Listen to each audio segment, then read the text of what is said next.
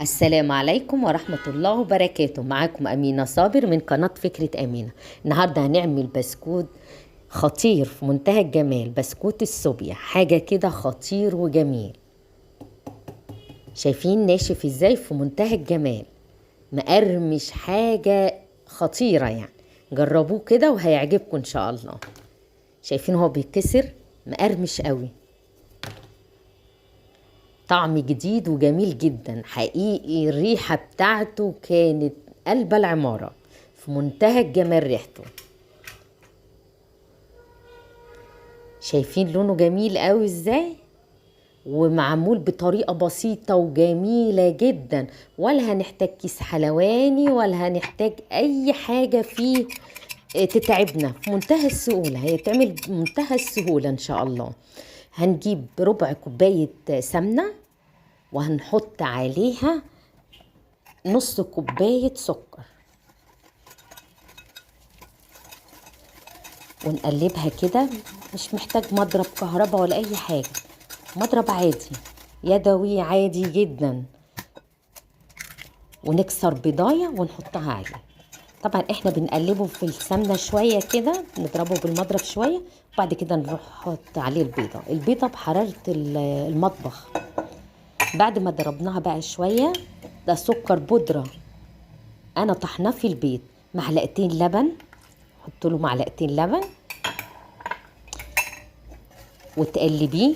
لبن عادي يعني، ولا ساقع ولا يعني عادي خالص بحرارة غرفة المطبخ. بعد كده بقى نبدأ نحط المواد الجافة. هنحط كوباية ونص دقيق، دي كوباية وهنحط معاها نص كوباية تاني. طريقته سهلة وجميلة يعني، مش هتتعب يعني، مش هيتعبك في أي حاجة. دي نص كوباية نشا، يبقى كوباية ونص دقيق وعليها نص كوباية نشا. طبعا الدقيق نخلاه. ودي معلقة صوبيا، معلقة حلوة كده محترمة صوبيا.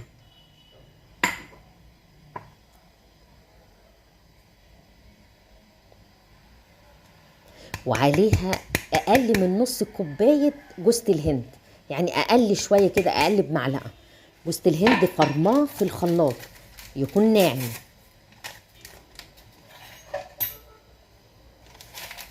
وبعد كده بقى تحطي له معلقة صغيرة بيكنج باودر، هي معلقة صغيرة بيكنج باودر، نص معلقة كبيرة.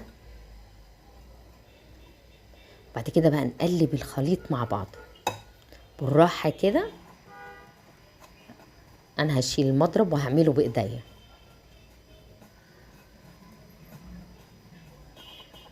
بقلب فيه، بقلبه كده في بعضه، مش بعجنه عشان انا بعمل بسكوت.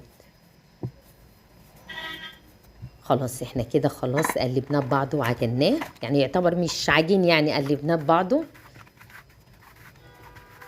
هناخده بقى نلفه كده ونعمله رول.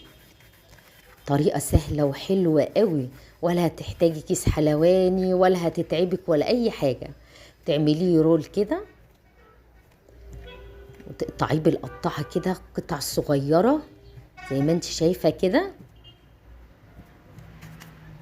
وتحضري شوكة جميلة كده وشوية دقيق، عشان هتحطي الشوكة في الدقيق عشان ما تلزقش في العجينة وانت بتشكلي بيها.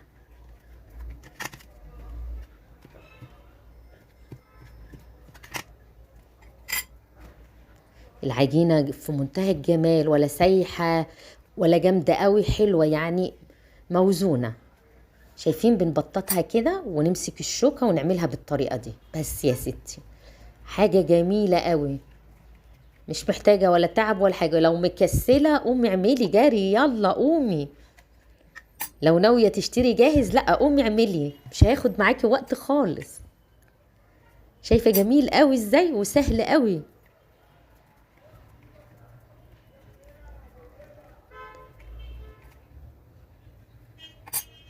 ما خدش في ايديا اي حاجة يعني، حاجة يعني هقولك ايه، حاجة بسيطة جدا وكان خلص معايا. بتولعي الفرن بيسخن كويس وبعد كده بتدخليه على درجة 140. انا عايزة النار هادية عشان ما يتحرقش منك، يستوي كده بهدوء ويبقى جميل قوي. الصينية طبعا تسويه في صواني ألمونيوم. الصينية انا دهنة في الأرضية سمنة خفيفة قوي. ولا تقولي بقى كيس حلواني اتقطع ولا كيس حلواني حاجة يتعبك، لا لا لا، حاجة بسيطة خالص، والشوكة موجودة معانا ولا تعب ولا اهو. شايفين منتهى السهولة اهو. يلا يا جماعة يا كسلانين قوموا بسرعة واعملوا البسكوت ده، وطعمه في منتهى الجمال، يعني حاجة كده خطيرة.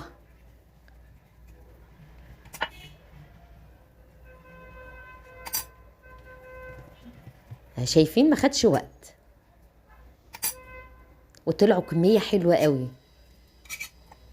عبارة عن كوباية ونص دقيق ونص كوباية نشا.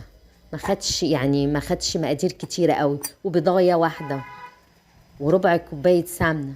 يعني الحاجات دي موجودة في البيت، حاجات بسيطة جدا. وقومي واعملي يلا بسرعة. شايفين جميل قوي اهو. خلصنا الصينيتين، ولعنا الفرن.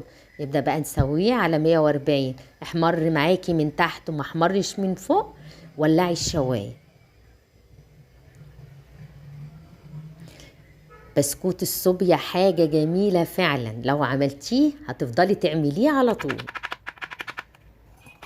وبالهنا والشفا، وكل سنة وانتم طيبين. والسلام عليكم ورحمة الله وبركاته.